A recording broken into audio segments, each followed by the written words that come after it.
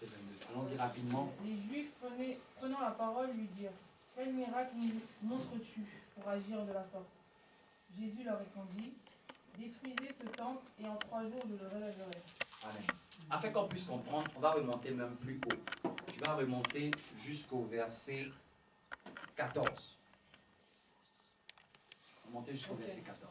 Il trouva dans le temple les vendeurs de bœufs, de brebis Oui. et de pigeons, Oui. et les changeurs assis. Ayant fait un fouet avec des cordes, il les chassa tous du temple, ainsi que les brebis et les bœufs. Il dispersa la monnaie des changeurs et renversa les tables. Et il dit aux vendeurs de pigeons: ôtez cela d'ici, ne faites pas de la maison de mon père une maison de trafic. Ses disciples se souvinrent qu'il est écrit: le zèle de ta maison me dévore. Oui, continue Les maintenant. Juifs prenant la parole lui dirent: quel miracle nous montres-tu pour agir de la sorte? Jésus leur répondit: détruisez ce temple et en 3 jours je le relèverai des genoux. Oui. Amen. Acclame le Seigneur pour sa parole. Et notre deuxième texte, qui est notre texte de base, qui est dans Romains chapitre 8, à partir du verset 5. Amen. C'est notre texte de base. Suivez très bien. Je vais lire rapidement. Romains chapitre 8, à partir du verset 5. Ah, le touche. Tout le monde y est? Si tu y es, dis Amen. Amen. Dis à ton voisin. Dis à ton voisin. Voisin. Le rêve que tu as fait. Où je prospérais. Il va s'accomplir. Même pas le diable qui te l'a envoyé. Dis-lui, il va prospérer. Amen. Donc, tout le monde y est. Verset 5 au chapitre 8 de Romains. La Bible dit: ceux en effet qui vivent selon la chair s'affectionnent aux choses de la chair, tandis que ceux qui vivent selon l'esprit s'affectionnent aux choses de l'esprit.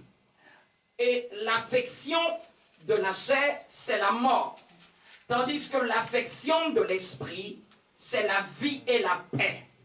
Car l'affection de la chair est inimitié contre Dieu, parce qu'elle ne se soumet pas à la loi de Dieu, et qu'elle ne le peut même pas.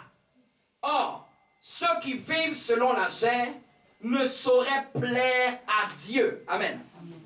Pour vous, ne vivez pas selon la chair, mais selon l'esprit. Si du moins, l'esprit de Dieu habite en vous. Si quelqu'un n'a pas l'esprit de Christ, il ne lui appartient pas. Amen. Nous allons sauter et nous allons aller au verset 13. 12 même déjà. Amen. Verset 12. Ainsi donc, frères, nous ne sommes point redevables à la chair. Dis ça à ton voisin. Frère, on n'est plus redevable à la chair. Dis-lui, tu n'as plus de dette à la chair. Si elle te faisait croire que tu étais endetté d'elle, la Bible dit, tu n'es point redevable à elle. Amen. C'est ce que ça veut dire. La Bible dit, ainsi donc frère, nous ne sommes point redevables à la chair, pour vivre selon la chair. Si vous vivez selon la chair, vous mourrez. Mais si par l'esprit, ça c'est une partie à bien souligner, si par l'esprit vous faites mourir les actions du corps, vous vivrez. Amen. Verset 14. Car tous ceux qui sont conduits par l'Esprit de Dieu sont fils de Dieu. Amen. Et verset 15. Et vous n'avez point reçu un esprit de servitude. Dis-le bien à ton voisin. Tu n'as pas reçu un esprit de servitude. En un mot, tu n'as pas reçu un esprit d'esclave. Amen. Verset 15. Vous n'avez point reçu un esprit de servitude. Mais vous avez, pour être encore dans la crainte, mais vous avez reçu un esprit d'adoption par lequel nous crions Abba Père. Amen. Amen. Donc c'est ce que la parole de Dieu dit. Nous avons vu ces deux catégories. Marcher par l'Esprit de Dieu ou marcher par la chair. On avait dit autrefois que si nous étions dans le mode de vie par lequel nous marchions, c'est la chair.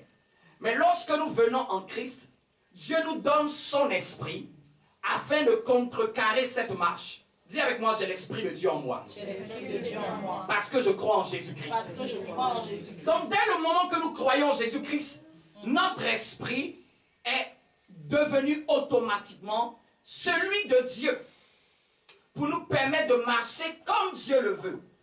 Vous devez savoir, beaucoup de gens veulent marcher comme Dieu le veut, mais ils ne savent pas qu'ils ont reçu l'esprit pour marcher comme Dieu le veut. Ce n'est pas Dieu qui va te donner quelque chose d'autre. C'est l'esprit que tu as reçu de Dieu à la conversion, à ta nouvelle naissance. C'est ce même esprit-là qui, si tu le suis, qui va te permettre de marcher comme Dieu le veut. Amen. Parce que beaucoup pensent qu'ils ont besoin de quelque chose d'autre. Non, ils pensent qu'il a besoin d'une prière, que c'est une prière qui va faire qu'il va marcher par l'esprit. Non, non, non, non, non. C'est une prise de conscience de ce que tu as reçu en Christ. Amen. Amen. C'est une prise de conscience. Dis avec moi, j'ai l'esprit de Dieu en moi. J'ai l'esprit de Dieu en moi. Et l'apôtre Paul nous dit, en parlant aux chrétiens de Rome, c'est à nous tous qu'il parle. Il dit, concernant la chair, vous n'êtes point redevables. Si vous ne saviez pas cela, votre ancienne nature, vous ne devez plus rien à cette nature. Ce vieil homme-là, celui qui te poussait dans les vices de ce monde, cette partie de toi qui aime les choses du monde, qui aime les choses de la chair, qui aime le péché, cette partie-là, tu n'es point redevable à cette partie. Amen. Tu n'es plus sous sa domination, tu n'es plus sous son jugement. Parce qu'avant, c'est la chair qui nous avait rendus esclaves, emprisonnés par le péché, emprisonnés par les vices. Tu voulais essayer de te libérer, mais tu n'arrivais pas. Mais par l'Esprit de Dieu, nous avons dit que le Saint-Esprit a brisé les chaînes de l'esclavage. Nous sommes maintenant libres. Est-ce que quelqu'un me comprend? Amen. Nous sommes maintenant libres. Libres pour ne plus aller se remettre sous le joug de l'esclavage du péché. Sous le joug de l'esclavage de la chair. Amen. Donc ça, c'est déjà une première chose à bien réaliser. Quand je suis en Christ, là, les œuvres de la chair ne peuvent plus me dominer. Ne dis pas que c'est plus fort que moi. Chaque fois que tu dis que c'est plus fort que moi, au fait, tu n'as pas compris ce qui s'est passé spirituellement parlant. Ce qui s'est passé spirituellement parlant, c'est la chair qui est sous tes pieds. C'est ta chair qui est crucifiée. C'est elle qui est dans un état de faiblesse vis-à-vis de toi. C'est elle qui a du mal maintenant à reprendre les rênes comme avant. Maintenant, tu as laissé les rênes de ta vie être conduites par l'Esprit de Dieu. Donc, celui pour lequel c'est difficile, c'est la chair. C'est pour elle, c'est difficile. Pour toi, ce n'est plus difficile. Tu as reçu la force pour la dominer. Dis avec moi, l'Esprit de Dieu en moi est un esprit de force. C'est l'Esprit de Dieu qui te donne d'aimer Dieu. Tu ne peux pas aimer Dieu toi-même. Amen. Tu ne remarques pas que quand tu n'étais pas en Christ, prier ne t'intéressait pas. Lire la Bible ne t'intéressait pas. T'asseoir pendant 2 heures, écouter un enseignement, tu avais d'autres choses à faire. Mais comment ça se fait que en toi, tu es la même personne, tu as le même corps, mais maintenant les désirs ont changé. Et toi-même, regarde, ça te surprend. Attends, toi-même, tu es surpris même de toi-même. C'est parce que ce n'est plus le même esprit. Ce n'est plus la même personne à l'intérieur. L'esprit que tu as reçu là est un esprit divin. C'est un esprit qui va te pousser à aimer les choses de Dieu. Quelqu'un peut être là comme ça, je vais aimer les choses de Dieu. Tu ne peux pas aimer les choses de Dieu par ta force. C'est par l'Esprit de Dieu. C'est l'Esprit de Dieu qui te donne d'aimer Dieu. C'est l'Esprit de Dieu en toi qui te donne d'aimer lire la Bible. C'est l'Esprit de Dieu en toi qui te donne d'aimer passer du temps dans la prière. Passer du temps dans la présence de Dieu. Amen. Donc le plus important, c'est l'Esprit que tu as reçu. C'est de lui que tout part. C'est de lui que tout démarre. C'est de lui que ta vie va prendre maintenant un nouveau sens. C'est lui, il détient tout, il détient l'esprit de force. Quand tu es faible, il est l'esprit de force. Quand, comment on appelle ça, il te manque la paix, il est l'esprit de paix. Quand tu n'as pas la joie, il est l'esprit de joie. Quand tu n'as pas le courage, il est l'esprit de courage. Quand tu n'as pas cette capacité de pouvoir faire certaines choses, il te rend capable. Quand même tu n'as pas le vouloir, la Bible dit que c'est Dieu qui donne le vouloir et le faire. Amen. Même quand tu n'as pas la volonté, c'est lui qui met la volonté dans ton cœur. Il est l'esprit qui va te donner les désirs vers Dieu. Ces désirs se poussent vers Dieu. Donc tu es là comme ça, sans le vouloir. Tu as envie de prier. Sans le vouloir, tu as une sensation qui te pousse à dire non, va à l'église. Tu ne sais pas pourquoi. Malgré que ta chair va te dire non, peut-être tu es fatigué. Peut-être tu as trop travaillé. Mais tu sens une petite voix douce qui va te dire lève-toi. Donc tu ne peux pas me dire que Dieu ne te parle pas. Parce que si Dieu arrive à te dire va à l'église, c'est qu'il t'a déjà parlé. Parce que si Dieu ne te parlait pas, tu n'allais même pas entendre cette voix. Dans le monde là, tu n'entendais même pas cette voix. C'est pas aujourd'hui que la Bible existe. C'est pas aujourd'hui que l'évangile existe. Mais pourquoi cette voix tu n'as pas entendue depuis? Mais quand tu as l'Esprit de Dieu, tu vas entendre les douces voix du Saint-Esprit. La plupart d'entre nous, on croit que quand Dieu doit nous parler, ça doit venir avec du bruit. Quand Dieu te parle, c'est d'une douceur que si tu es même distrait, tu risques de ne même pas capter. Ça vient tellement... Vous voyez la colombe. La Bible dit que le Saint-Esprit est descendu comme une colombe. Ce n'est pas une colombe qui est descendue, lis bien ta Bible. Parce que souvent dans les images, on voit une colombe qui est descendue. Ce n'est pas un pigeon, ce n'est pas un oiseau qui est descendu. C'est la manière dont il est descendu qui est comme une colombe. La colombe qui est douce, qui incarne l'image de la douceur, de la simplicité. Elle a une seule couleur, elle n'en a pas deux. C'est-à-dire simplicité. Elle est pure, l'image de la pureté, l'image de la paix, l'image de la sainteté. Il est descendu comme une colombe. Sinon, ce n'est pas une colombe qui est descendue. Amen. Qui a cru que c'était une colombe qui était descendue? Dis à ton voisin, ah, toi aussi. Amen. Ce n'est pas un oiseau qui est descendu. Amen. C'est l'esprit qui est descendu, mais avec la manière d'une colombe. C'est que la douceur, la manière dont la colombe se pose, avec une sagesse, une délicatesse. Amen. L'esprit ne s'identifie pas à cet animal pour rien. C'est parce que parmi tous les oiseaux, la colombe a une délicatesse quand elle prend son envol. C'est là où on voit la beauté de la sagesse de Dieu. On aurait pu dire descendre comme un corbeau. Pourquoi on n'a pas dit corbeau? Parce que le corbeau n'incarne pas les valeurs divines. Mais comme une colombe, pourquoi? Parce que cet oiseau-là est une image de l'expression des natures de Dieu. Amen. Et cet esprit-là est en toi. Maintenant, ce dont tu dois commencer à réaliser, c'est ce qu'on avait vu dimanche dernier. Ta chair se trouve dans quelles conditions? Qui se rappelle? On avait dit la chair se trouve dans quelles conditions? Quel est l'état de ta chair quand tu es en Christ? Crucifié. Elle est crucifiée. Ça, c'est une des choses que tu dois savoir. Ta chair est crucifiée. Quand elle est crucifiée, quelque chose qui est crucifié, il peut te dominer comment? Mais c'est parce que tu ne sais pas et tu ne prends pas pleinement conscience. La chair va te mettre ses désirs. Quelqu'un va nous prendre Galates 5, 24. 23, 24. Quelqu'un va nous prendre pour nous lire. Ta chair est dans un état où la Bible dit qu'elle est crucifiée.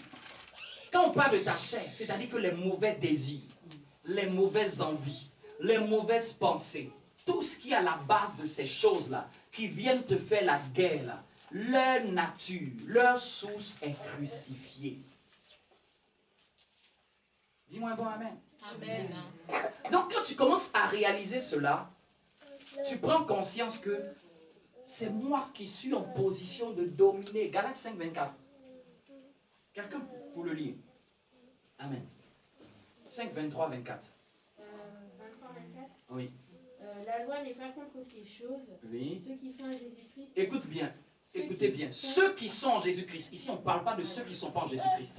Ceux qui sont en Jésus-Christ, à l'intérieur, dans la maison de Dieu, dans le royaume de Dieu, oui. Ont crucifié la chair avec ses passions et ses désirs. Ils ont fait quoi? Ils ont crucifié la chair. 1. Avec ses passions. 2. Avec ses désirs. 3. C'est que la chair, c'est un peu comme l'arbre. Merci. La chair, c'est un peu comme l'arbre. Ses passions, ce sera les branches. Et ses désirs, ce sera les fruits. Tout ça, la Bible dit, ceux qui sont en Jésus-Christ, ils ont crucifié. Le verbe crucifier, là, c'est à quel temps? Ça va passer. Donc la Bible te dit, il y a déjà plus de 2000 ans, si tu es en Jésus-Christ, tu as crucifié. Ce n'est pas quelque chose qui est au futur. Non, ça va aller demain. Non, c'est demain, je vais chercher à m'améliorer. Au fait, c'est que tu n'as pas compris ta position. Ta position était faite même dans l'éternité. Tu as crucifié, c'est au passé. Ce n'est pas parce que tu rencontres dans ton expérience des adversités que ça remet en cause ce qui est écrit. Au contraire, c'est quand tu rencontres une adversité, tu dois confesser ce qui est écrit. Si tu attrapes un voleur, ce n'est pas pour dire que la loi ne condamne pas les voleurs, mais tu dois te saisir de la loi pour que le voleur soit puni. Vous comprenez un peu? Ce n'est pas parce qu'il y a la loi contre les voleurs que ça veut dire que les voleurs disparaissent. Amen. La France est un état de droit, n'est-ce pas? Est-ce que ça veut dire que les gens ne commettent pas des crimes dans cette nation? Si. Est-ce que ça veut dire que les lois que la France a mis en place, ce sont des lois caduques? Non. C'est-à-dire que c'est la même chose. La parole de Dieu, là, ce sont les lois de Dieu. Elles sont immuables, c'est-à-dire elles ne changent pas. Elles sont vraies, quel que soit ce que tu traverses. Même si tu es converti et puis tu sens que c'est la chair qui te domine plus que l'esprit, la Bible te dit, ce qui est écrit là, c'est vrai. C'est quand tu vas l'accepter que maintenant la tendance va changer. C'est quand plus tu vas y croire. C'est quand plus tu vas accepter de recevoir et de marcher selon cette loi de Dieu. Amen. On dit la chair avec quoi? Ses passions et ses désirs. Donc la chair a des désirs. Donc souvent elle va émettre ses désirs comme un parfum. Quand quelqu'un prépare, l'odeur peut arriver dans tes narines. Quand ça arrive dans tes narines, tu as le droit d'aller ailleurs. C'est comme ça que les désirs de la chair sont enchaînés. Et puis c'est l'odeur qui arrive souvent dans tes pensées, qui va te pousser à vouloir faire quelque chose. Et c'est là que tu dois te souvenir. Mais attends, toi tu es crucifié, comment toi tu peux venir m'embêter? Mais quand ça arrive et puis tu as l'impression que ça t'a déjà emprisonné, au fait c'est là que tu perds le combat spirituel. La victoire ne se gagne pas sur le terrain. Ça se gagne dans le conditionnement avant le terrain. C'est pour ça que toujours les joueurs ont fait une préparation avant le match. Et souvent la préparation peut déterminer la victoire. Pourquoi? Parce que psychologiquement, si tes joueurs sont marqués par le découragement, je te dis, sois le meilleur coach, ils vont se faire laminer. Tous les amateurs de football, ils savent. Amen. Pourquoi? Parce qu'on sait que l'état spirituel, ton état mental, la manière dont tu te vois, ce que tu crois, ce que tu acceptes, il va trottiner pendant au moins 1 heure. Pourquoi il trottine pendant 1 heure? C'est comme ça que toi, la parole de Dieu, tu dois la marcher, la remarcher, la relire, et la relire, et la lire, et la relire, jusqu'à ce que ça s'imprègne dans ton cœur. Pour que devant le terrain de l'adversité, là où doit se jouer le match, tu sois tellement conditionné pour la victoire. Ceux qui perdent sur le terrain de la chair, ce sont ceux qui n'ont jamais été préparés dans la parole de Dieu. David dit, je sais ta parole contre mon cœur pour ne pas pécher contre toi. Donc il comprend que ce qui fait qu'il pêche, c'est parce qu'il ne garde pas suffisamment la parole de Dieu près de son cœur. Dis à ton voisin, qu'est-ce que tu gardes près de ton cœur? Qu'est-ce que tu gardes près de ton cœur? Qu'est-ce que tu gardes près de ton cœur? Dis-lui, est-ce que c'est simplement la nourriture qui est dans ton cœur? Parce que le problème, c'est que... Il y a des gens, tout ce qui est dans ta tête, c'est manger, boire, dormir, télé. Ces choses-là, tu ne fais que nourrir la chair. Tu es en train de t'entraîner pour lui dire, marque-moi 100 buts à 0. Si c'est que ça qui est dans ton cœur, tu ne vas que reproduire les conséquences. Il y a des choses qui sont primaires et il y a des choses qui sont secondaires. Les choses primaires, là, Dieu doit être dans ton cœur. Manger, là, c'est une chose secondaire. Tu n'es pas obstiné que à ça. Ça ne doit pas t'animer jusqu'à ce que ça qui est dans ta tête. Quelqu'un, toute ta semaine, tout le mois, toute la journée, tu n'ouvres même pas la Bible. Tu ne pries même pas. Sache que tu vas perdre le combat. Tu ne nourris pas ton esprit. Bien que tu as l'esprit de Dieu, mais tu ne le fortifies pas. Tu ne le fortifies pas. Amen. Quelle est la différence entre un lionceau et un lion adulte? C'est la croissance. En termes de génétique, là, ne sont-ils pas pareils? Il est plus facile que qui des deux meurt? Le lionceau. Pourquoi? Parce qu'il est encore tout petit. Vous savez quoi? On peut être de la même race de Dieu, mais il peut sembler que c'est toi que le diable risque de vouloir éliminer. Parce que quoi? Tu restes trop dans une faiblesse spirituelle. Tu ne bois pas assez le lait spirituel qui est la parole de Dieu. La Bible dit que soyez enivrés de vin, du vin spirituel. Non pas du vin qui emmène à la débauche, mais du vin spirituel qui est de l'esprit. Donc, vous voyez un lion adulte, il est plus difficile que c'est toi qui va. C'est lui-même qui risque de te tuer. Amen. Mais un lionceau, parce qu'il est encore tout petit, fragile. C'est pour ça que quand tu es né de nouveau, là, Dieu ne te laisse pas au hasard quand tu es enfant de Dieu. Regardez même les lions. Dieu me donne cette image. Vous regardez les lions. Vous avez déjà vu les lions, ils vivent tout seuls. Non. Vous avez déjà vu ça dans un documentaire? Non. Les lions vivent en groupe. En groupe. Et le lion est appelé quoi? Le roi de la forêt. La loi de la nature connaît que ceux qui vivent en groupe, là, ils sont jamais détrônables. Jamais détrônables. Et dans ce groupe, il peut y avoir des maillons faibles, mais le faible, là, tu as du mal à l'atteindre parce qu'il est au milieu des grands. Oui. Le faible, là, il peut y avoir des faibles, mais parce qu'il est au milieu des forts, il est difficile de l'atteindre. Il y a une image encore qui vient dans mon esprit. C'est comme un documentaire. Un documentaire, il y a plein de gazelles qui se promènent. Et vous savez quoi? La lionne, quand elle veut chasser, elle va pas chasser les plus forts. Détrompez-vous. Si elle a fait une erreur de chercher un buffle qui est fort, mais il va regretter pourquoi il est lion. J'ai déjà vu un buffle qui a tailladé une lionne avec ses cornes, lui rentrer jusqu'à ce qu'elle sorte de l'autre côté. C'est que les trois buffles l'ont bastonné, le lion se trouve en l'air. Le temps qu'il va retomber là, on le bastonne encore. On le bastonne encore.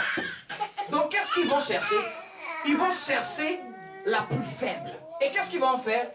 Ils vont essayer de... C'est la stratégie du diable. Hein? Il va venir dans le but de faire écarter le plus faible du troupeau. C'est comme ça, quand il voit ta faiblesse, il veut t'écarter de ton assemblée où Dieu t'a dit tu dois être. C'est-à-dire, bizarrement, il va avoir des pensées qui vont venir bizarrement dans ta tête. Ah. Et puis tu vas commencer à ralentir. L'église commence à aller dans une cadence. Toi, tu ralentis les pas.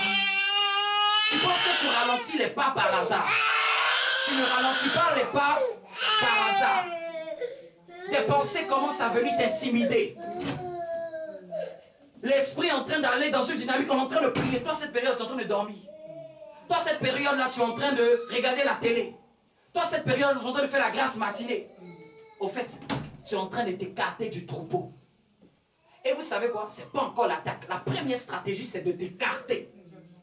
Et quand on parle d'écarter, là, c'est-à-dire que tu n'es plus connecté même à l'esprit de ton assemblée. Tu n'es plus connecté à ce qui se fait enseigner. Tu n'es plus connecté à ce qui se dit. tu ne prends plus la nourriture que tout le groupe mange. Tout le groupe est en train de manger cette nourriture spirituelle, toi tu n'y manges plus. Donc tu commences maintenant à être affamé spirituellement. Et sans le savoir, tu commences à ralentir ta marche spirituelle. Et c'est là que maintenant va venir le deuxième coup de grâce. Il va commencer à courir et saisir l'animal. Et là, quand c'est comme ça, le diable te ramène dans ta vie d'avant. Te saisit. Amen. Et ça, cette stratégie-là, je l'ai beaucoup vue. Quand tu vois une stratégie pour dire non, moi je veux rester dans mon coin, c'est démoniaque. C'est pas de Dieu. Dieu n'est pas dans son coin. S'il était dans son coin, tu ne l'aurais jamais vu venir à la croix. Amen. L'amour de Dieu, c'est pour l'offrir aux autres. Donc quand il dit non, c'est bon, moi je vais rester dans mon coin, je veux vivre ma foi dans mon coin. Dieu n'a qu'à vivre son amour dans son coin. Tu vas voir si tu vas avoir besoin de lui. Quand, regarde, tu regardes ta vie là, et puis tu vas dire, si Dieu devait se fâcher par ta vie, tu penses que lui, il t'aurait fait grâce. Vous voyez? Nous-mêmes, nous ne sommes pas indulgents envers nos frères et sœurs. Nous-mêmes, nous ne sommes pas patients. Et nous-mêmes, nous nous laissons avoir par le fait que nous croyons que nous sommes meilleurs. Non, on m'a fait quelque chose, je restais dans mon coin. Tu restes dans ton coin, c'est toi seul. Mais c'est toi, spirituellement, tu vas commencer à dégringoler. C'est toi, spirituellement parlant, tu vas commencer à perdre les grâces que tu as reçues.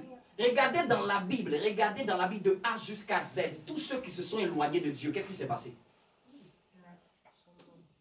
Même Lot qui marchait à Abraham, à un moment il a dit, il prend ses claques et s'en va. Qu'est-ce qui s'est passé? Lot a été trouvé dans un... Lot, lisez bien, Lot qui était à Abraham, rien ne se passait. Lot, il a été dans un lieu où il a vu la plaine, il a pris Sodome et Gomorre. Là-bas, des rois comme Kedorlaomer sont venus prendre sa femme et ses enfants, l'ont emprisonné. C'est Abraham qui allait prier pour le libérer. Après encore, qu'est-ce qui se passe? Il se trouve dans un pays où on doit faire encore la malédiction détruire Sodome et Gomorre. C'est Abraham même qui intercède pour que même un ange va aille le faire sortir. Même malgré ça encore, sa femme même a tourné son visage derrière. Elle est restée en statue de sel. Même encore après ça, ses filles ont couché avec lui. Malédiction encore d'enfant. Qu'est-ce qui ne va pas dans ta vie, Lot? Vous savez ce qui devait se passer? Lot devait supplier Abraham. Jamais moi je te laisse. C'est pour ça que regardez, quand j'ai étudié la vie de Lot, j'ai dit mais il n'est pas maudit, mais c'est parce qu'il s'est déconnecté de celui que Dieu a appelé. Parce que quoi? Ces bergers ont commencé à faire querelle avec les bergers d'Abraham. Les deux ont commencé à prospérer sur le même territoire. Et Abraham lui a dit, si tu veux, on peut changer, tu peux aller de ton sens. C'est ce jour-là que toute la vie de Lot a été dégringolée. Amen. On vole, on kidnappe sa famille, kidnapping. Après, on doit faire exil, doit quitter son territoire. Mais après encore, ta femme même, elle ne suit même pas l'instruction des anges. Elle tourne son regard par terre. Marcher par la chair, là, c'est avancer, puis après tu retournes ton visage derrière. Tous ceux qui se retournent derrière, là, Dieu est en train de dire le résultat, c'est la déchéance. Tu perds. Amen. Quand tu marches avec Dieu, là, même si c'est Dieu que tu dois ramper, rampe, mais ne retourne pas derrière. Rampe. Si tu dois dire, mon frère, donne-moi ta main, je vais avancer. On prend ma main, on va avancer, mais ne retourne pas derrière. Si tu dois faire 4 pattes pour entrer dans le royaume des cieux, je préfère que tu fasses à 4 pattes que tu vas dans le royaume des cieux. Que tu te retournes. Oui. Même quand tu rampes là, tu avances. C'est pas facile, mais tu rampes même pour avancer. Tu nages, tu cours. C'est ça la foi chrétienne, amen. Donc vous devez comprendre que marcher par l'esprit là, c'est ça. C'est accepter de suivre l'esprit de Dieu. J'ai pris l'exemple du texte de Jésus qui prend des cordes. On le voit un bon matin. C'est une partie du texte que j'ai rarement vu même. Je pense que de toute ma vie, depuis une vingtaine d'années, je n'ai jamais eu une prédication dessus. Bizarre. Jésus prend des cordes. Vous avez bien lu. Il prend des cordes et puis il va dans le temple. Chicote! Frappe les vendeurs là. Ah mais Jésus, nous te connaissons que tu es amour. Il a frappé les vendeurs de pigeons. Il a tout dégagé, les changeurs, tous ceux qui faisaient la monnaie dans le temple. Et cette partie-là, souvent, des gens, quand ils lisent cette partie, ils n'arrivent jamais à comprendre. Pourquoi il fait ça? Même moi, la première fois que j'ai lu, ah mais ça t'intrigue, non? Il n'est pas venu parler, il a pris corde. Il a pris des cordes. Ça ne te choque pas? Il n'est pas là ailleurs, il allait dans sa maison. Un coup, 2 coups, 3, fracassé. Ah, mais Jésus, toi tu es un homme de paix. Jésus est en train de dire, la chair ne joue jamais avec elle. Le temple est l'image de ta vie. Et le Seigneur est en train de dire, quand l'Esprit de Dieu doit arriver, il ne cajole jamais la chair. Ces vendeurs étaient dans le temple. Ce sont par exemple des idoles que tu as sur ton cœur. Si le temple représente la maison de Dieu, la Bible dit que nous sommes le temple du Saint-Esprit, n'est-ce pas? Donc quand Jésus pose une action, il faut comprendre prophétiquement qu'est-ce qu'il est en train de faire. Il est en train de dire, aussi longtemps qu'il y a des choses dans ton cœur que je n'ai pas dégagées, il est difficile que moi je prenne place dans ton cœur. Et ici, Jésus est en train de dire, il est obligé de traiter durement. Dis à ton frère, traite durement la chair. Il ne faut pas jouer avec elle. Parce que tous ceux qui ont joué avec elle sont tombés dans ses pièges et dans ses filets.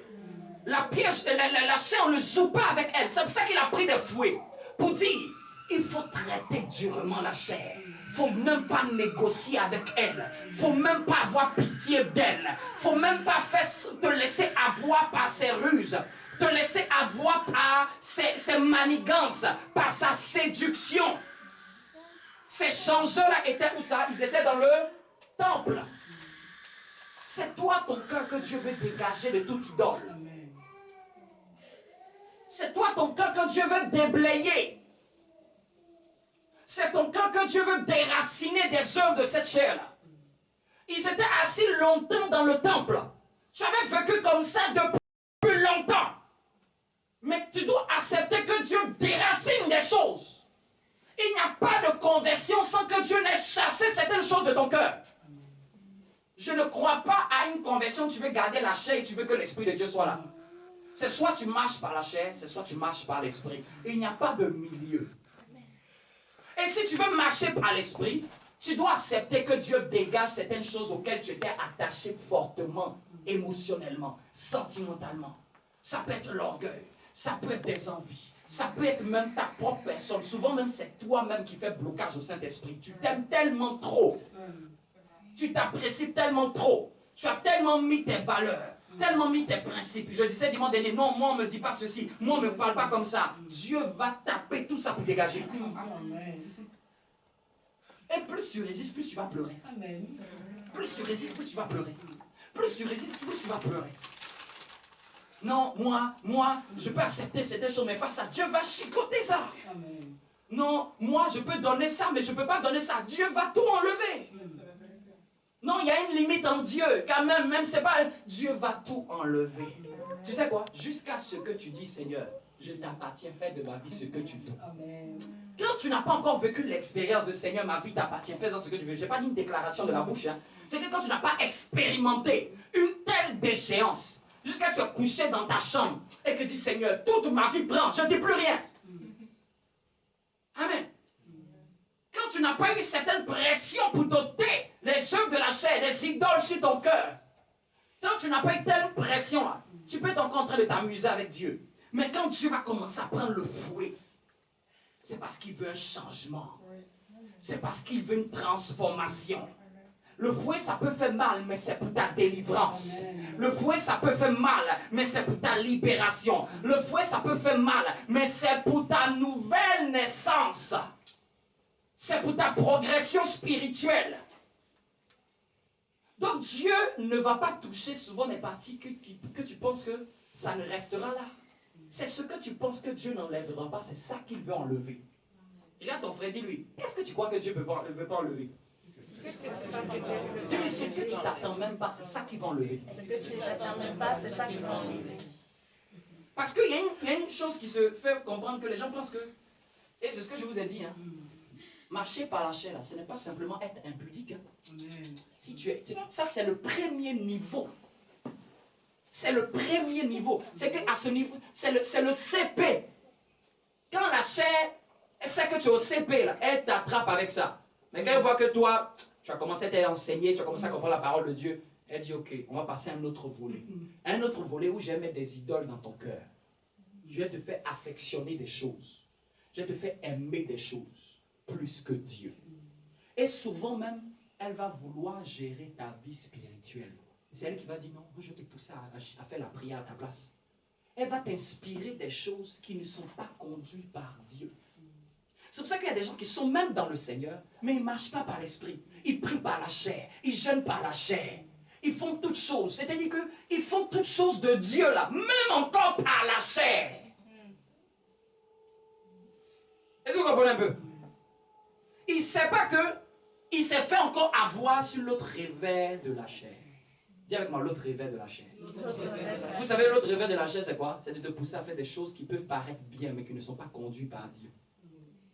Qui peuvent paraître bien. C'est-à-dire que des intentions nobles. Ah non, moi je pense que. Ah non, moi je crois que. Et puis tu commences à avoir des idéologies, hein, des mots de pensée. Tu es en Christ. Hein. Oui, c'est ce qui bloque le plus les gens. On dit non, il faut sacrifier pour Dieu. Non, moi je crois qu'il y a toujours une limite à tout. C'est la chair qui est en train de te parler. C'est elle qui est en train de te convertir. On presse la parole de Dieu et puis il y a toujours une excuse. C'est bien ce que le pasteur dit, mais il y a quelque chose. Il y a toujours un mais. Le mais là, c'est la chair. Qui veut donner une excuse à ce verset-là. Non, moi je crois que ce verset-là c'était pour il y a longtemps. C'est pas pour nous. Non, moi je crois que non. La Bible c'était pour ceux qui étaient dans l'Ancien Testament. Je vous ai démontré par A plus B. Celui qui dit qu'il est biblique, là, je lui ai démontré par A plus B. Il est plus anti-biblique que s'il ne pratique pas ça. Amen. Non, moi je crois que non. Quelqu'un commence à avoir des idées. Moi je crois que non, on n'a plus besoin d'aller à l'église. Je peux rester chez moi. Tout le monde peut prier. En plus avec le corona, là, ça nous a montré que l'église n'est plus importante. C'est la chair qui est en train de te dire ça. C'est elle qui est en train de te prêcher dans ta tête. Bien aimé, dis à ton voisin, fais attention aux pensées qui montent dans ta tête. La chair, quand elle viendra t'attaquer, elle va t'envoyer des pensées. Elle peut t'envoyer des pensées contre ton frère. Elle peut t'envoyer des pensées même contre ton pasteur. Oui. Vous pensez que le diable attaque partout. Elle va t'envoyer des pensées contre même des choses de l'église, contre tout. Au fait, vouloir que tu sois comme Myriam et tu vas commencer à critiquer. Ça commence subtilement. Hein. Myriam était la sœur de Moïse. Elle s'assoit avec le grand frère de Moïse, les deux grands frères. S'asseyent et puis commence à dire, Moïse, là, pourquoi lui seul, il marie une femme étrangère? Pourquoi il ne marie pas une femme comme nous? Eux, ils ne savent pas que Moïse était exilé pendant 40 ans, il a failli mourir d'exil. Dieu a dû lui donner au moins une femme Séphora pour qu'il puisse s'accrocher à son ministère. Eux, ils étaient en Israël, ils dormaient, ils étaient là-bas, mais lui était dans le désert pendant 40 ans à prêtre les brebis de quelqu'un. Amen. Et ils veulent que Dieu fasse la même chose que eux. Qu'est-ce qui s'est passé? La Bible dit que Dieu a appelé Moïse et Dieu a dit à Moïse, est-ce que tu sais ce que ta soeur, je ne vous parle pas des gens étrangers, hein, son frère et sa soeur sont en train de dire de toi. Et eux-mêmes, ils ont commencé à dire, mais Moïse, là, Dieu lui parle, mais nous aussi, Dieu nous parle. Moi aussi, en plus, je suis prophétesse. Dieu dit, hé, vous avez parlé contre le roi. Moïse a demandé même pardon pour que Myriam ne soit pas frappée, mais elle est restée dans la lèpre. La chair va vouloir pousser toujours à te faire pécher. La finalité, c'est de te faire pécher. Ça commence subtilement. Dis avec moi, ça commence subtilement. Quand la Bible dit que soyez prudents comme des serpents, ça veut dire qu'il faut être sage. Il ne faut pas te laisser avoir par les ruses de la chair. Il est venu dire à Ève, Dieu a-t-il réellement dit? Le serpent, la voix du serpent souvent va venir dans tes pensées. Si Ève, qui n'avait jamais connu le péché, elle a entendu la voix du serpent, toi tu es qui pour ne pas entendre cette voix? Dis à ton voisin, tu penses que parce que tu es en Christ, le diable ne peut plus te prêcher? C'est l'erreur de beaucoup de gens. Ils pensent, je suis en Christ, je marche dans le Seigneur, je prie. Tu penses que le diable ne peut plus être ton prédicateur. Il peut prendre un pupitre, il va mettre ça dans tes pensées, puis il commence à prêcher. Il prêche. Il prêche contre ce qui est prêché. Il dit autre chose. Et puis toi, tu penses que ça arrive bizarrement dans ta tête. Et comme c'est venu dans ta tête, tu penses que ça doit être le fruit d'une inspiration. Et automatiquement, tu acceptes cette pensée-là et tu poses l'action par rapport à cette pensée-là. Je vous ai dit la fois dernière, avant de poser un acte, c'est que tu as déjà été vaincu dans tes pensées par rapport à cet acte. Tu as déjà acquiescé dans tes pensées. Tu as déjà perdu le combat spirituel dans tes pensées. Dis avec moi, à quel moment tu dois gagner la victoire dans tes pensées? Tu dois gagner la victoire dans tes pensées. Tiens, ton voisin, gagne la victoire dans tes pensées. Parce que le diable va arriver avec une queue fourchue, puis va te dire, je suis le diable. Je suis le diable. beaucoup de gens qui pensent que le diable est comme ça, tu rêves. Le diable est un malin, un serpent rusé. Et il vient toujours au niveau des pensées. Je dis les pensées, c'est comme une gare. Tu as le droit de refuser, ne stationne pas ici. Cette pensée-là ne s'arrête pas ici, c'est pas de moi. Il peut arriver même qu'il y a des pensées que tu n'as pas voulu penser qui surgissent dans ton cœur. Il faut les refuser. Amen. Puis, tu peux être là comme ça, puis il y a une pensée qui te dit, ah, le pasteur là, non, aujourd'hui là, il doit être fâché contre moi. Puis, il y a des gens comme ça, bizarrement, c'est que par exemple, tu es venu, peut-être j'étais occupé et j'étais dépassé. Le diable te dit, tu vois, il est fâché contre toi. Parce qu'il t'a appelé, tu n'as pas de fâché contre toi. Le diable t'a prêché comme ça. Et comme tu ne connais pas les Écritures, tu peux dire, mais comment quelqu'un qui n'a pas encore parlé, tu interprètes la prédication? Et on entre dans les interprétations des interprétations. Et tu penses à la place de l'autre. Non, moi je pense que, je croyais que, ça n'existe pas en Christ. Je crois à la parole de Dieu. Amen. Je crois tout. Amen. Je crois tout. Concernant le mal, il faut voir avant de dire que je crois. C'est-à-dire que si tu n'as pas vu une action, il ne faut pas croire, même si tu as la pensée de ce qui est. Moi, c'est comme ça que je suis. Si je n'ai pas vu la personne me parler, je ne peux pas penser que la personne, elle veut me parler mal. Pourquoi je vais penser à sa place? Et c'est comme ça que le diable fait pour avoir. Il presse dans la tête. Il donne un message. Et puis toi aussi tu dis, ben oui, c'est vrai, regarde, son visage doit être serré. Son visage est serré, ça veut dire, son visage était détendu avant, mais son visage est un peu serré, donc ça veut dire qu'il a quelque chose contre moi. D'habitude, il n'est pas comme ça. Tu ne sais même pas ce que j'ai dans ma tête. Tu ne sais même pas qu'est-ce qui est dans ma tête. Tu ne sais même pas ce qui me frappe. Qu'est-ce qui est en train, quel est mon fardeau. Tu ne sais même pas à quoi je pense.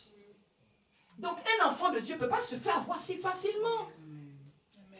Parce que la Bible dit que l'amour croit tout, l'amour pardonne tout. Même quand tu as cette idée-là, tu dois lui dire, je ne l'ai pas vu faire. Pourquoi je peux déduire, soupçonner le mal? L'amour ne soupçonne point le mal. Dis-le à ton voisin. L'amour ne soupçonne point le mal. C'est qu'on ne rentre pas aujourd'hui, au lieu des chrétiens, au lieu d'avoir l'esprit de discernement, l'esprit de soupçon. Seigneur, donne-nous le discernement, mais c'est le soupçonnage. C'est l'esprit de soupçon. Tu soupçonnes, mais le mal. Bizarrement, pourquoi les gens ne soupçonnent pas le bien? Pourquoi tu ne penses pas que non? Aujourd'hui, peut-être il va me donner un cadeau. Aujourd'hui, peut-être il va faire... Pourquoi tu ne soupçonnes pas le bien, mais c'est le mal qui vient? Dis à ton voisin, chaque fois qu'il y a un soupçon de mal, sache que ce n'est pas Dieu. Dieu ne peut pas t'emmener à soupçonner le mal. Vous savez, c'est le meilleur indice. Dès qu'il y a un soupçon de mal dans quelqu'un, tu sais que ça ne peut pas être Dieu. Vous savez ce qui a fait la force de David? David savait que le roi Saül était possédé des démons. Et David prenait la harpe et il joue. Et quand il joue, là, les démons calment Saül. Mais David ne raconte ça à jamais à personne. Quand même le roi et son fils sont tombés au combat, et que celui qui est venu donner la mauvaise nouvelle pour dire, le roi est mort, vous savez ce qu'il a fait? David a fait tuer celui qui apportait de mauvaises nouvelles. Comment toi tu peux te réjouir d'apporter la mauvaise nouvelle d'un oin? Il a dit, comment les oins sont-ils tombés? Et David a dit à Saül, toi tu me cherches à me tuer, moi un chien comme moi. C'est qu'il lui donnait toujours de l'honneur. C'est à cause de ce genre de caractère que Dieu a dit, toi tu es l'homme selon mon cœur. C'est que même quelqu'un qui te veut du mal, tu lui donnes du respect. Mais le chrétien, il arrête de pratiquer le bien dès qu'on lui fait le mal. N'est-il pas écrit dans ta parole, ne rendez pas le mal pour le mal? Mais pourquoi on oublie de tels versets? Il est bien avec toi quand tu es bien avec lui. Mais la Bible te dit d'être bien même quand on te fait du mal. C'est pas parce que quelqu'un t'a insulté que tu vas l'insulter. C'est pas parce que quelqu'un t'a mal parlé que tu vas lui mal parler. C'est pas parce que quelqu'un t'a injurié que tu vas l'injurier. Je vous ai donné, il y a un témoignage qui me marque, c'est un homme de Dieu. Il dit un jour, il passait sur un balcon comme ça, il y a des lycéens là, qui ont dit, hey, ça doit être le faux prophète, ils ont craché sur lui. Dès qu'ils ont craché sur lui, il a fait sa main comme ça. Il dit, ce jour-là, il les a regardés. Il dit, heureusement que je suis mort en Christ. Heureusement. Il dit, à partir de ce jour, il a dit que il est vraiment mort. Il Il a dit, Seigneur, oh Jésus, ils ne connaissent pas que je sais la vérité que nous prêchons. Le diable a raison d'eux. Seigneur, aie pitié d'eux. Si c'était toi, tu l'as maudit. Qu'il soit maudit dans les entrailles, qu'il soit maudit, que la salive soit maudite. Jésus va te demander, est-ce que tu sais l'esprit qui t'anime? Parce que souvent le diable, il va appuyer sur la détente pour que toi aussi tu manifestes la même nature que celui qui t'a fait du mal. Vous comprenez un peu? Il veut avoir accès à toi en appuyant sur un bouton qui va faire qu'aussi tu vas avoir le même état que celui qui t'a provoqué. Je crache sur toi pour que tu craches sur moi. Je t'insulte pour que tu m'insultes. Je t'énerve pour que tu m'énerves. Je t'injurie pour que tu m'injuries. Et tu tombes dans le piège de Satan. Dis avec moi, tu as la victoire sur la chair. On va prendre encore un autre verset. 1 Corinthiens chapitre 3. 1 Corinthiens chapitre 3.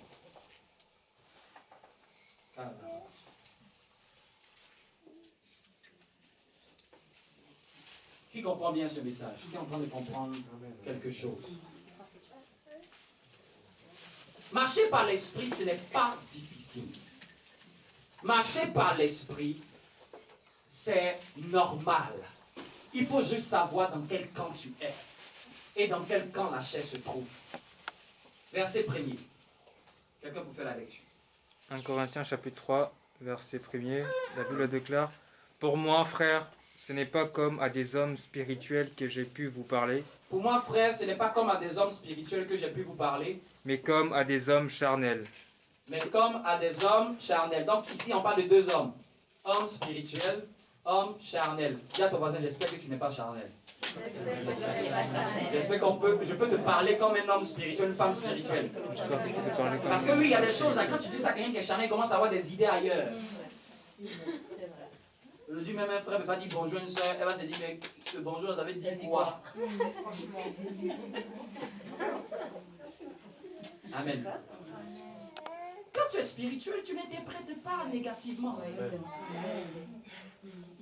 Tu n'es pas sur tes crocs. Ou bien même quand tu as déjà aussi des pensées, là, même quand il te dit bonjour pour une intention qui peut être bénédiction pour toi demain, là, tu es déjà sur tes gardes comme ça. Tu veux quoi? Tu veux quoi? C'est-à-dire que tu es déjà sur tes gardes et tes griffes. Non. Quelqu'un qui est spirituel, là, il prend le dessus sur ses émotions. Quelqu'un qui est spirituel, ce n'est pas quelqu'un qui n'a pas d'émotion. C'est faux. Quand tu es spirituel, tu es émotionnel. Mais quand tu es émotionnel, tu n'es pas spirituel. Est-ce que quelqu'un me comprend? Quand tu es spirituel, tu as des émotions. C'est juste que par rapport à tes émotions, c'est ton esprit qui gère tes émotions. C'est ton esprit qui se sert de tes émotions. C'est ton esprit qui commande tes émotions. Mais quand tu es trop émotionnel, c'est tes émotions qui commandent ta vie. C'est tes émotions. Je vais donner un exemple. Dieu veut que je vous donne un exemple. Tu peux traverser une situation et tu as peur. Il y a la peur qui commence à venir, c'est une émotion. Celui qui n'a jamais peur, c'est qui n'est pas sur la terre. La peur arrive. Ça ne veut pas dire que tu es encore émotionnel. Mais c'est quand tu vas commencer à demeurer dans la peur. C'est là que la chair t'arrive. Donc quand la peur arrive, tu dois la contrecarrer par l'esprit. Je marche dans la victoire.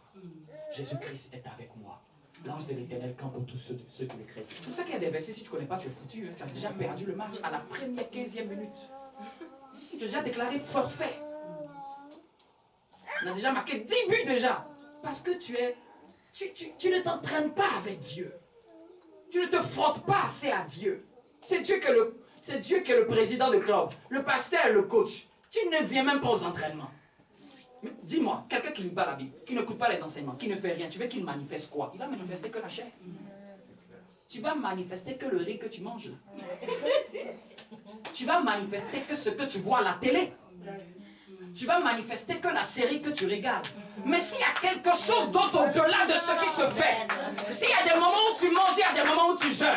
S'il y a des moments quand tu regardes la télé, il y a des moments où tu écoutes des prédications.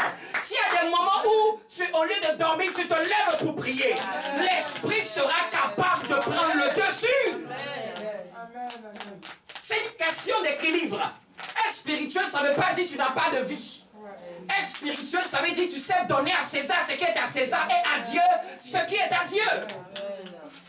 C'est ça être spirituel. Tu sais donner du temps à Dieu. Dieu a une place importante dans ta vie. Et il est la priorité, il n'est pas le dernier. Tu dois accepter. Si je peux passer des heures devant une série, il faut que d'abord je passe des heures dans la présence de Dieu. Je ne peux pas faire autant pour le monde et ne pas faire autant pour Dieu. Il faut te mettre des choses comme ça. Je ne peux pas accepter ça. Que quelque chose qui est inutile prenne mon temps et quelque chose de Dieu ne prend pas assez ton temps. Laisse-moi te dire, si tu veux, en cette saison dans laquelle nous sommes, ceux qui visitent Dieu, c'est que les gens, ils passent comme si c'était un train. Tu lis la Bible comme si c'était un train. Tu pries comme si c'était un train, comme si on te poursuivait. Il n'y a que ceux qui demeurent dans la présence de Dieu qui vivent pleinement Dieu. Si tu traverses les choses de Dieu comme un champ de manioc de patates, il n'y a pas d'impact. Il n'y a pas d'impact. Est-ce que vous comprenez un peu? Il n'y a pas d'impact. Je vous pose la question. Je vous pose la question. Si, quand tu es, comment on appelle ça? Tu te frottes à quelque chose, l'odeur de cette chose-là va déteindre sur toi. Dieu, là, si tu te frottes à lui, il va déteindre sur toi. Ce n'est pas une question de non, il y a besoin de quelque chose d'autre. Ce qui te manque, c'est parce que tu ne te frottes pas assez à Dieu. Dans la présence au moyen de la prière, dans la parole pour qu'il puisse t'enseigner, te parler. C'est ces deux choses-là que je fais le plus, que c'est ça qui fait que je suis là où je suis. Il n'y a pas de recette miracle. Genre, je vais aller chercher autre chose. Souvent, les choses qui sont tout près de toi, c'est ce que tu ne fais pas et tu penses que tu as besoin de quelque chose d'autre. Tu dois demeurer. Celui qui demeure en moi et je demeure en lui, celui-là sera mon disciple. Celui qui demeure en moi et que mes paroles demeurent en lui, s'il demande quelque chose, je vais lui donner. Vous connaîtrez la vérité et la vérité va vous affranchir. Amen. La Bible dit même dans Jean 8, 12, celui qui me suit ne marchera point dans les ténèbres. Bien aimé, si tu suis Jésus, Jésus te donne la garantie que tu ne peux pas marcher dans les ténèbres. Amen. Dis avec moi, je ne suis point redevable à la chair. Je ne suis point redevable à la chair. Qui veut évoluer? Qui ne veut pas rester à stagner? Moi, je veux évoluer. Je veux avancer. Je veux progresser. Pour progresser, il faut le vouloir, il faut désirer. Il faut t'associer à ceux qui sont zélés, en feu. Il faut t'accrocher de tes frères, de ceux que tu vois en feu. Une braise en feu, là. Quand tu mets une autre braise au ciel, elle devient aussi en feu. Oui. C'est comme ça la foi chrétienne. Tu vois un feu là, tu te colles là-bas. Là, tu sais qu'il y a le feu, tu te colles. Tu cesses même, tu sais que tu veux prier, mais tu as du mal. Il n'y a pas d'opportunité de prier pour que je me greffe à la prière. Pour que le feu de la prière, je parte avec ça à la maison. Vous n'avez pas idée de ce que l'Église fait. Souvent, tu peux ne même pas avoir la force de prier. Tu veux, mais tu n'as même pas la force. Mais souvent, c'est le feu de l'Église là qui te donne le pouvoir de recharger, de renouveler. Que Dieu bénisse. Je bénis le nom de Dieu qui y ait des églises. Parce que peut-être toi, tu n'as jamais vu ça. Moi, je l'ai déjà vu. Quand j'étais jeune, je vois que c'est à l'église là que je retrouve la flamme. Amen. Tu peux être occupé, plein de choses et puis tu retrouves la flamme, le zèle, la passion. Parce que souvent, là, c'est pas parce que tu n'as pas l'esprit de Dieu, mais tu ne sollicites pas ce qui va éveiller ton esprit. Tu ne sollicites pas assez. Tu ne lis pas assez ce qui va éveiller ton esprit. Tu ne mets pas des choses, des cantiques, des choses qui vont éveiller ton esprit. Ton esprit, il ne faut pas le laisser s'endormir. Amen. Toutes ces semaines, est-ce que tu sais ça? J'étais au travail. Les gens, ils prennent un AirPod pour écouter musique. Moi, je prends ces enseignements. Ça bombarde ma tête. Je prends ces claviers. Je tape, j'écoute seulement. Ça bombarde. Pourquoi? Pour que mon esprit soit éveillé. J'écoute seulement. J'écoute. Je rentre à la maison. J'écoute. Même pendant la prière, quand je suis en train de prier. Vous ne connaissez pas des choses. Même quand je vais prier longtemps et je sais que mon corps est fatigué, parce que nous avons un corps, je commence à mettre une prédication que j'aime. Et ça fait que mon attention va être sur la prédication. Et ça va faire que je vais prier plus longtemps que d'habitude. Mais Si tu n'utilises pas des choses comme ça, des cantiques, des inspirations, des messages que tu aimes, tu ne lis pas des textes de la parole de Dieu qui vont éveiller ton esprit. C'est comme ça qu'on demeure dans les choses de Dieu. C'est comme ça qu'on marche par l'esprit. C'est tout un entraînement. C'est toute une atmosphère qu'il faut entretenir. Dis à ton voisin, j'ai mon atmosphère entretenue. Baigne dans l'atmosphère de la louange. Baigne dans l'atmosphère de l'adoration. Baigne dans l'atmosphère de la prière. Baigne dans l'atmosphère de la parole de Dieu. Baigne dans l'atmosphère des enseignements. C'est une question d'atmosphère. Quand tu maintiens l'atmosphère, tu nourris ton esprit. Amen. Oui. C'est une question d'atmosphère. Qu'est-ce que tu mets pour permettre que l'atmosphère soit entretenue? Quand tu rentres à la maison, même quand tu prends ta voiture, qu'est-ce que tu mets comme musique dans la voiture pour que ça entraîne l'atmosphère? Quand tu rentres à la maison, quand tu vas te reposer, tu vas te lever, qu'est-ce que tu vas mettre qui va éveiller ton esprit? Oui. Prends les choses qui vont attirer. Même quand j'ai prêché un message, tu sais que ça t'a beaucoup marqué là. Tu dis celui-là, c'est un message spécial.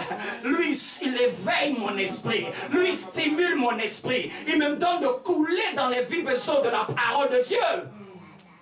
Oui. Les prédications, ne pensez pas que c'est seulement dimanche. Hein? Souvent, il y a ces parties qui t'ont marqué là. Ces parties-là, tu mets enregistrement. Moi, quand je prends mon téléphone avec mon Facebook, là, j'ai les parties où j'ai enregistré des vidéos. Vous pensez que quand je prends là, je vais rapidement dessus. Parce que je veux écouter. Je veux voir que ça bombarde mon entendement. Non, moi-même qui suis ton pasteur là, tu ne sais pas que je passe mon temps en train d'écouter parole de Dieu pour remplir mon esprit. Amen. Oui. Comment tu vas stimuler ta foi? Comment tu vas grandir? Mon âme soupira près toi et mon esprit en moi te cherche, toi seul, ferme les yeux, le désir, reste assis, hein, le monde, celui qui veut se lever.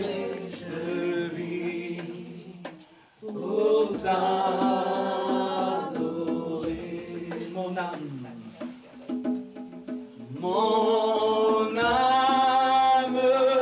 soupira. Lève juste une main.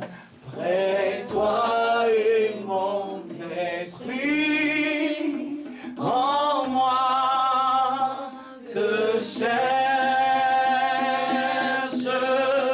toi seul, toi seul est le désir de mon cœur et je vis pour t'adorer. Tu es mon bouclier. Tu es mon bouclier, ma force, le roc sur qui j'ai fondé ma vie. Toi seul est le désir de mon cœur et je vis pour t'adorer. Je ne sais pas si vous connaissez ces cantiques à mes yeux. Mes yeux sur toi. Mes yeux sur toi. Je n'ai point d'autre Dieu que toi. Mes yeux sur toi. Mes yeux, mes yeux. Chante avec moi. Sur toi. Mes yeux,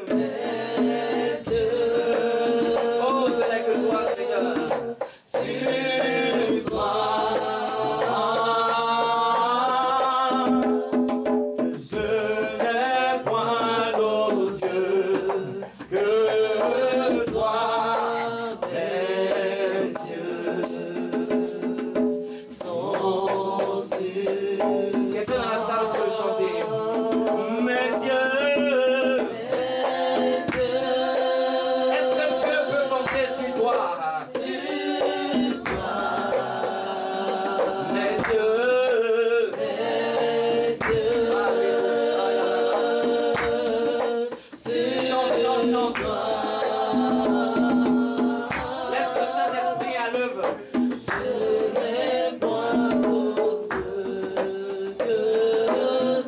comme ça qu'on entretient son esprit. C'est comme ça qu'on en développe son esprit. Même quand il y a des montagnes qui se lèvent, c'est comme ça que tu regardes la montagne et que tu dis, messieurs. Tu regardes la difficulté et tu dis, messieurs. Tu regardes le manque. Peut-être que les larmes qui coulent, mais tu dis, messieurs sont sur toi. C'est comme ça qu'on entretient son esprit. Je sais que ça peut être dur, ça peut être pas facile, mais dans ta chambre, dans ta douce, tu ne fais que mettre ce cantique et tu n'as pas envie de t'arrêter, et tu n'as pas envie de t'arrêter.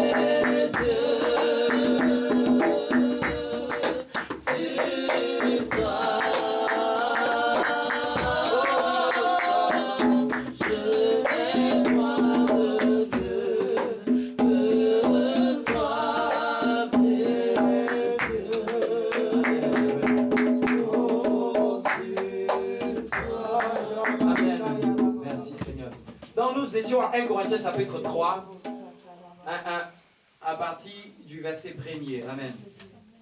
On va se disposer, hein, il y a la présence de Dieu parmi nous. Je sens l'Esprit être sur moi.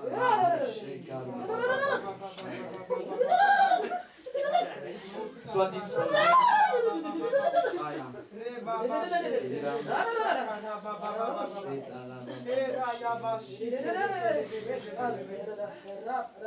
Merci Seigneur Dieu de gloire.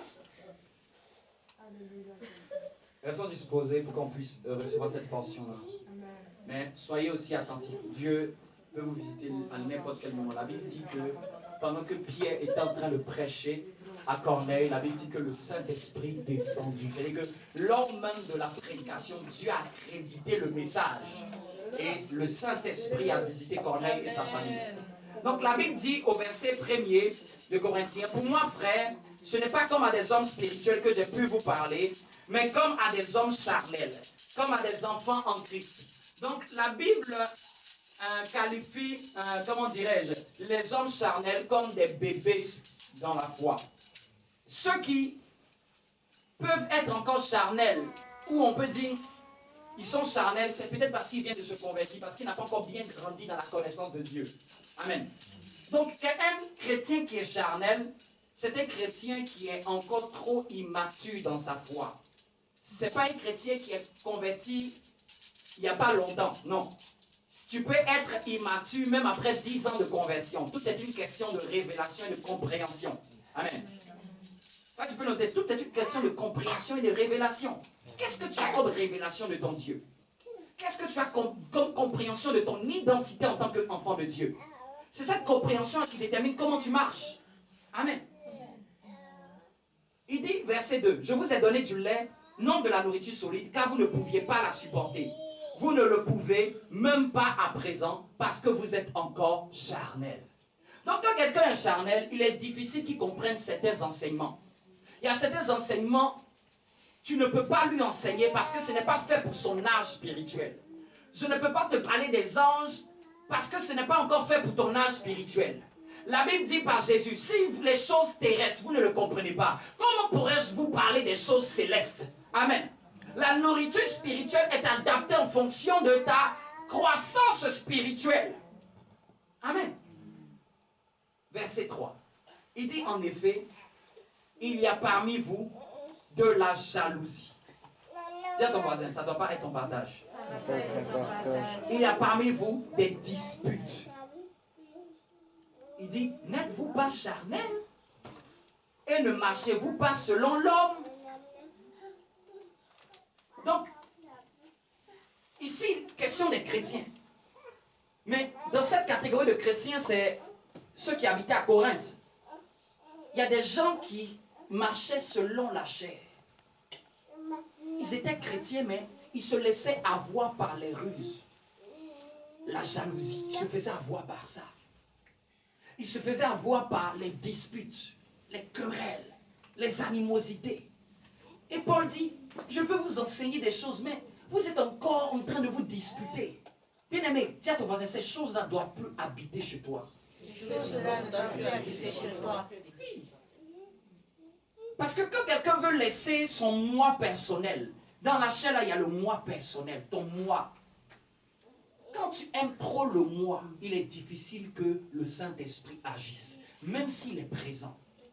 Le Saint-Esprit n'est pas un esprit de forcing à te contraindre à faire quelque chose que tu ne veux pas. Le Saint-Esprit collabore avec toi à la mesure de à quel point tu veux qu'il investisse ta vie. Cela va déterminer comment il va agir dans ta vie. Dis avec moi, il faut que moi je diminue. Pointe le doigt sur toi, tu dis toi là, je dois diminuer. Et je dois laisser l'Esprit de Dieu croître. C'est ce que Jean-Baptiste a dit à Jésus. Il faut que moi je diminue afin que lui il puisse croître. Parce que c'est quand il y a une diminution qu'il y a une croissance de Dieu. Ce qui fait que tu n'arrives pas à être spirituel, c'est parce que toi-même tu ne diminues pas. Toi-même tu es devant. Toi-même tu veux gérer ta vie. Toi-même tu veux prendre soin de ta vie spirituelle. Même ta vie spirituelle, là, tu veux toi-même la gérer. Tu veux toi-même conduire tout. Tandis que tu dois diminuer, t'abaisser. Quand on parle de s'abaisser là, tu peux avoir des désirs. Et puis tu dis c'est les désirs du Saint-Esprit d'abord. Tu peux avoir des envies.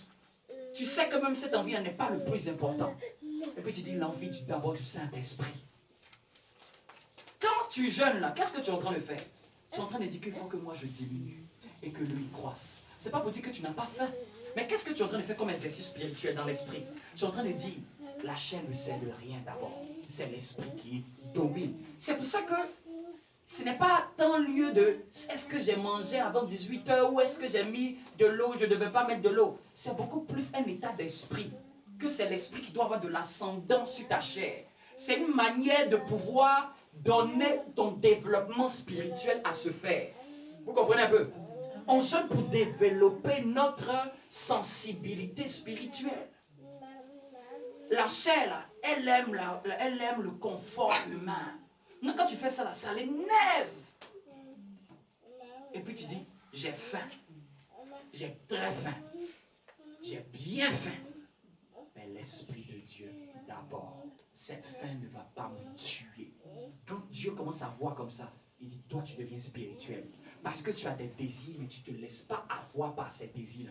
Même si ces désirs paraissent même ne pas être des péchés.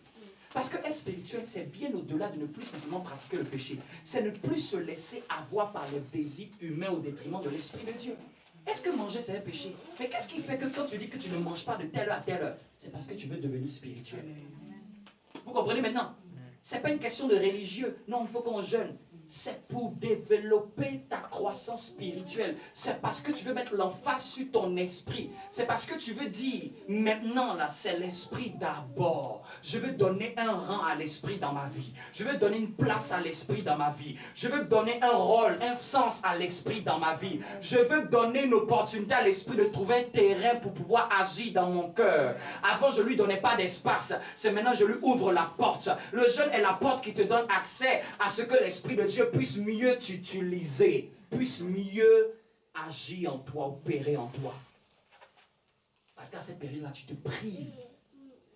Celui qui veut marcher par l'Esprit, il doit apprendre à se priver de certaines choses.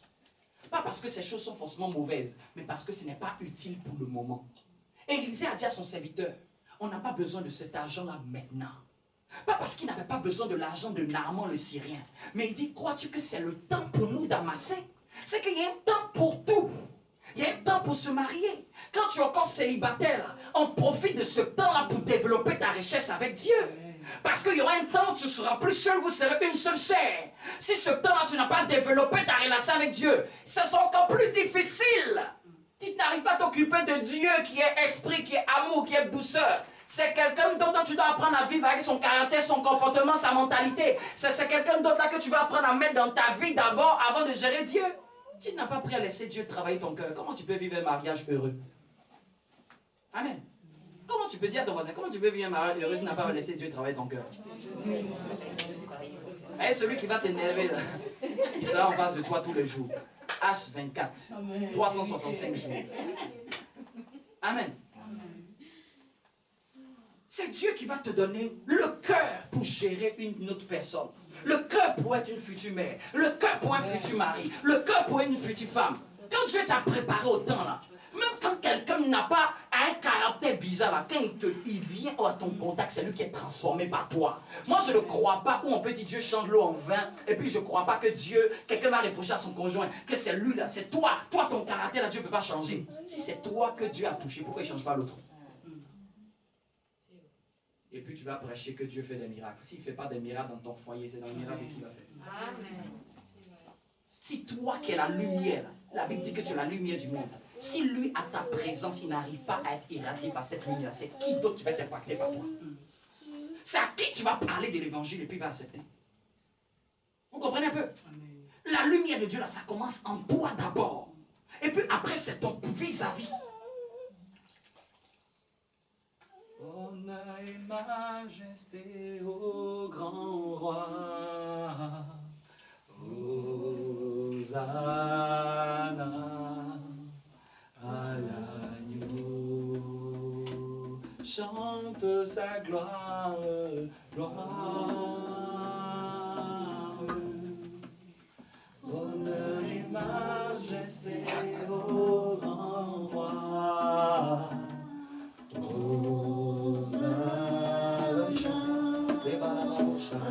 Lève-toi.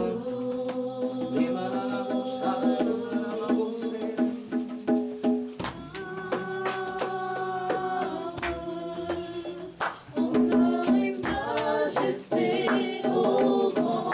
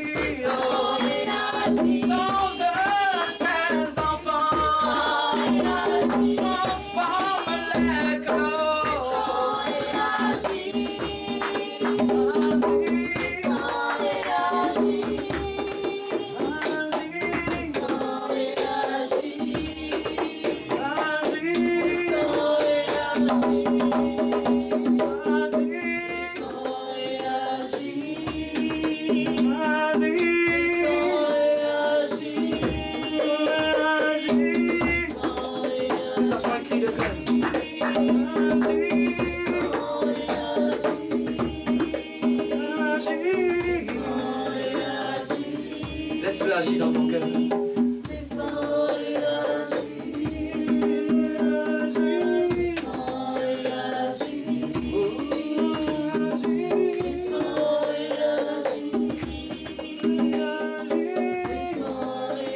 Agis dans les cœurs ce matin. Que toute personne qui s'est déplacée pour être dans ce lieu agis d'une manière comme d'une autre.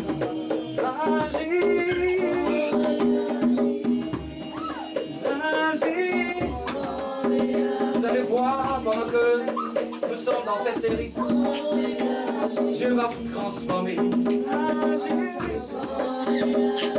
est en train de vous changer. Dieu est en train de vous changer, de vous tailler. Regarde, cette saison, il va en te dépouiller. Tu vas devenir une personne meilleure. Et un amour plus grand de Dieu va s'augmenter dans ton cœur. Tous ceux qui le désirent vont expérimenter cette transformation durant cette série. Donc personne qui va te surprendre.